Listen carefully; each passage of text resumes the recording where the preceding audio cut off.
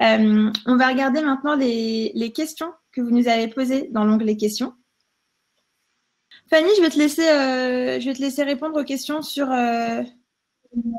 Ouais, on commence par le bas alors. Ouais, alors les sources, je sais que j'ai vu les sources que tu avais annoncées pour les premières slides des chiffres. J'ai vu Camille, je pense, les dans le chat. Aurélie l'a mis, je l'ai remis.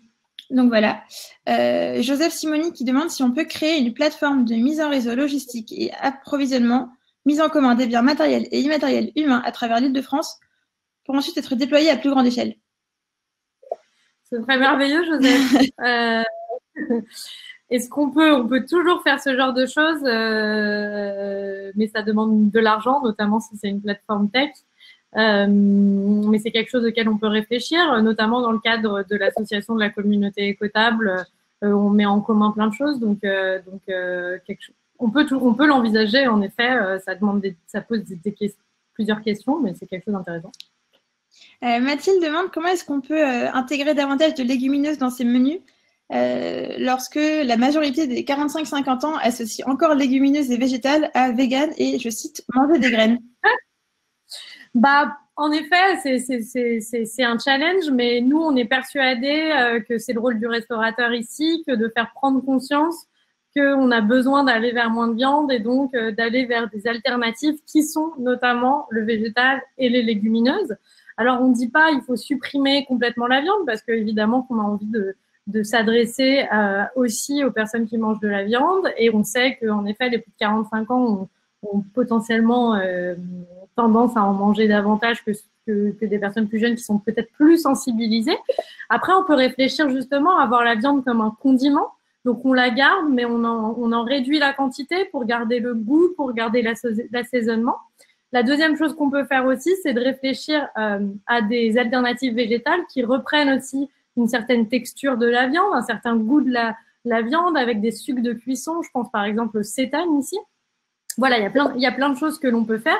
Et puis, je pense que quand on fait goûter à ces 45-50 ans des plats végétariens qui sont vraiment travaillés, qui sont délicieux, derrière, il n'y a aucune raison qu'une fois qu'ils goûtent, ils ne soient pas convaincus. Super. Là, tu réponds à plusieurs autres questions sur ce sujet. Sur les questions spécifiques pour recevoir des produits locaux autour de chez vous, on vous conseille de vous adresser à la chambre d'agriculture de votre département. Je pense que c'est la même chose pour la personne qui demandait des produits exotiques made in France. S'ils sont exotiques, ça peut être un peu compliqué qu'ils soient made in France, mais en tout cas, vous pouvez faire la démarche auprès de la chambre d'agriculture de votre département qui vous redirigera vers une autre chambre d'agriculture si elle ne peut pas répondre à votre demande. Et n'hésitez pas à nous contacter, que ce soit moi, fanny@ecota.fr, Camille ou Aurélie, camille@ecota.fr, aurélie@ecota.fr, pour qu'on vous fasse parvenir notre annuaire où on a référencé les acteurs qui livrent directement les restaurants par région. Donc, n'hésitez pas. Top. Alvina nous demande d'un point de vue client, comment aider très concrètement un restaurateur dès aujourd'hui?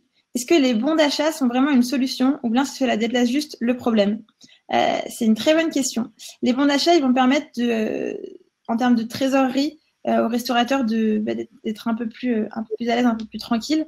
C'est un coup de pouce. C'est sûr que si tous les clients du restaurant font un petit geste pour acheter un bon d'achat, ça va aider le resto à reprendre. La bonne chose aussi pour soutenir les restaurateurs, ça va être d'être présent à l'ouverture et de soutenir les initiatives qu'ils vont mettre en place, que ce soit en termes de commande à emporter ou de livraison. Parce qu'on sait que la restauration à table, elle va être fortement perturbée. On ne sait pas à quel point elle va être perturbée selon le mètre qu'il faudra laisser entre les tables, selon s'il y a des plexiglas entre les tables. Enfin bref, il y a beaucoup de paramètres qui sont encore incertains. Donc, ce que vous pouvez faire, c'est effectivement les bons d'achat et répondre présent s'il y a de la commande à emporter ou de la livraison qui se met en place. Et on organise lundi prochain un webinaire pour les restaurateurs pour les aider à concrètement mettre en place un service de commande à emporter et de livraison s'ils ne l'ont jamais fait, comment le mettre en place opérationnellement et comment bien communiquer dessus pour finalement pour que, un, leurs clients soient au courant et deux, toucher d'autres types de clients. Arnaud qui nous demande si on a des suggestions quant à la communication sur les bonnes pratiques d'hygiène pour informer le consommateur et le rassurer. On en a, vous pouvez regarder les comptes de Easy Sushi, qui est un de nos clients qui le fait très bien. Et on va vous rédiger un article un article un peu plus long avec une série de conseils sur comment vraiment valoriser vos efforts en termes d'hygiène. Wassim qui me demande dans quelle mesure on peut rattraper une mauvaise e-réputation. Est-ce qu'il y a un point de retour sur lequel il serait plus judicieux de faire du rebranding? Alors, la e-réputation, elle va être attachée à un établissement. Et un établissement, c'est une adresse, un numéro de téléphone, des horaires. Et donc, à une fiche Google. Aujourd'hui, si vous voulez supprimer une fiche Google, il faut démontrer à Google que le restaurant a été fermé. Donc, techniquement, si le restaurant n'est pas fermé, ça va être compliqué de rattraper. En revanche, si vous avez hérité d'avis clients qui datent avant vous, d'un ancien gérant, vous pouvez les supprimer. Et ensuite, le meilleur moyen de rattraper une mauvaise réputation, c'est de recevoir un flux de commentaires positifs. Et donc, il va falloir aller demander à vos clients satisfaits de laisser beaucoup d'avis positifs pour qu'ils noient les anciens qui vous causent la mauvaise réputation. Les annuaires, Mathilde, oui, ils seront envoyés. Vous pouvez contacter Fanny ou Camille de Ecotable pour qu'elles vous partagent l'annuaire. En dehors… Oui. Ouais, vas-y. Je t'ai passé à la suivante. Vas-y, oui. Si tu peux compléter ma réponse. Non, c'était par rapport à la question de Vanessa et de Simon. Vanessa, sur comment faire justement pour des questions sanitaires, on va devoir utiliser gants et masques, autant de plastique à usage unique, comment faire pour limiter. Et la question de Simon qui est comment contrecarrer le greenwashing et défendre la démarche sans passer pour un argument marketing. Oui. Sur la question de Vanessa, c'est clairement une difficulté. Je pense que malheureusement, à court terme et dès la réouverture des restaurants, on ne pourra pas limiter ce plastique à usage unique indispensable qui est masque et gants. Et du coup, il est peut-être intéressant de travailler sur tout ce qui peut en revanche être limité et qui ne l'est aujourd'hui pas, que je pense particulièrement, j'en ai parlé tout à l'heure au film plastique, donc tout plastique à usage unique qu'on utilise en cuisine, et travailler évidemment sur ces consommables pour la vente à emporter. Pour ce que dit Simon, comment contrecarrer le greenwashing et défendre ma démarche sans passer pour un argument marketing? Alors Simon, je sais que tu es labellisé Ecotable, donc déjà, je pense que tu peux répondre au greenwashing par le fait que tu as passé un audit et qu'on a vérifié l'ensemble de tes pratiques environnementales. Et de manière générale, je pense qu'il faut peut-être pas réfléchir que par le biais de ce prisme-là, vous avez un engagement environnemental, c'est important de la défendre, c'est important de la mettre en avant, et il n'y a aucune raison que vous soyez accusé de greenwashing à partir du moment où votre démarche elle est en cohérence avec vos réelles pratiques.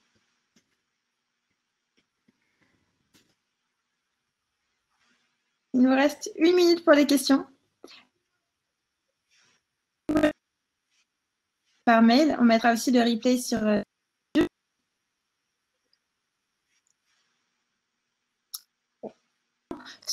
Tu as une question pour toi, je pense.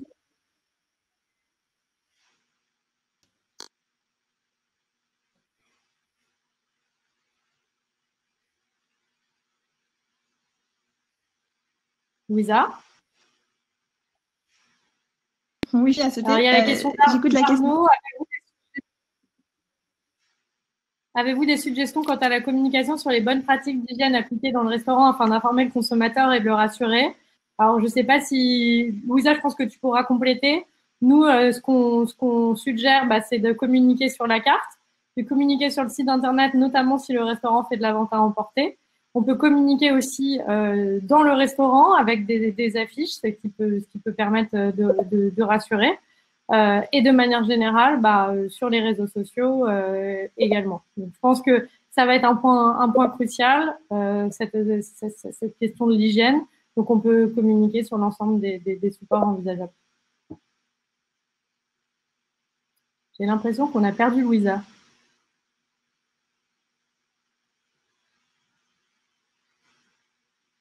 Allô? Allô? Est-ce que vous m'entendez? On a remis.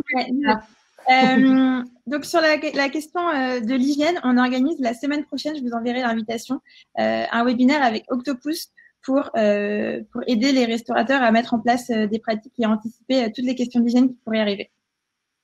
Donc, sur le programme des prochains webinaires, on a écouté vos questions. On va en avoir un sur La livraison, la commande importée, comment le mettre en place quand c'est pas du tout notre métier et que ça ne l'a jamais été. Ici, ça l'a déjà été, comment faire en sorte d'être plus performant là-dessus. Et un second webinaire sur l'hygiène, comment anticiper et préparer au mieux la reprise sur ce point-là. Vanessa, je vous enverrai l'invitation pour le webinaire. Voilà, on a dépassé de 2 minutes. Est-ce qu'il y a une dernière question?